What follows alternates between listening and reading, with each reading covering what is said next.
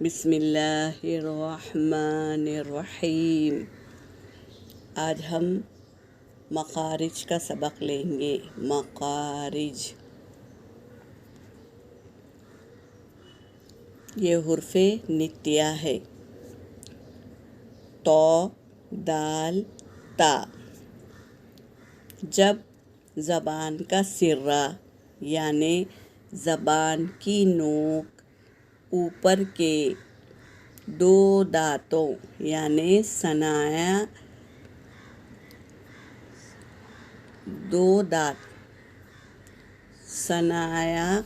علیہ کی جڑوں پر لگے تو یہ حروف ادا ہوتے ہیں۔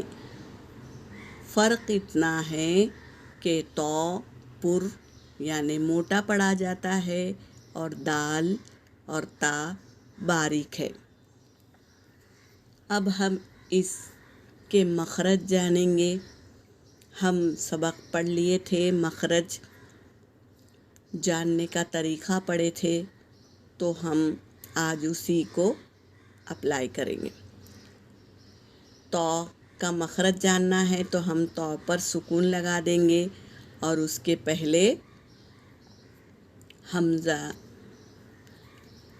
حمزہ حرکت والا حمزہ متحرک لگائیں گے، جس پر زبر ہوگا تو اس کا مخرج نکلا حمزہ تو زبر اوت، تو یہاں پر دال پر سکون لگ گیا تو یہ قلقلہ میں سے ہے۔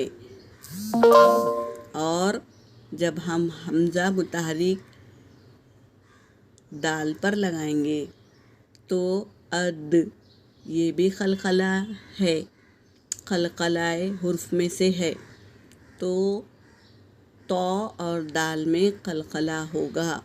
اب ہم تا کو سکون کریں گے اور حمزہ متحرک زبر والا حمزہ لگائیں گے تو اس کی آواز میں دیکھو ہمس آتی ہے، ات، یہ جو آواز جاری رہتی ہے اس کو ہمس کہتے ہیں، ات۔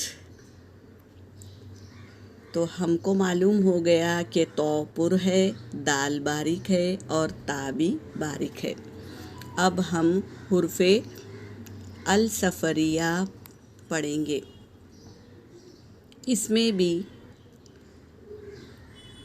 جب ثنائے علیہ اور ثنائے سفلی آپس میں ملتے ہیں تو یہ حروف ادا ہوتے ہیں، اور صاد پر ہے، سین باریک ہے، زا بھی باریک ہے۔